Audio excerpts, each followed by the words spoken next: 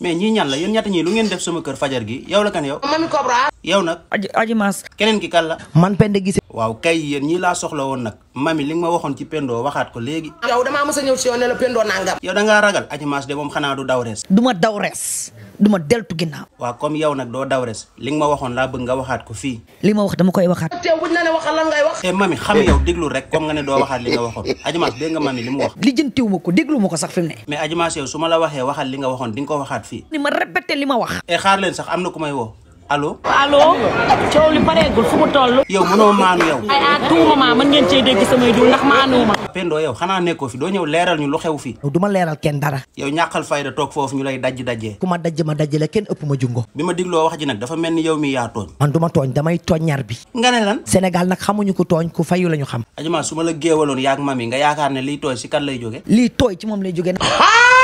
affaire yaa ngi bëgg a ñaaw nag de. bu ko see ñaaw nañ ko salteel. waaw nañ ko salteel kon. mami boobu ba léegi yaa ngi taxaw di xalaat lu nekk sa xel bi. saaga.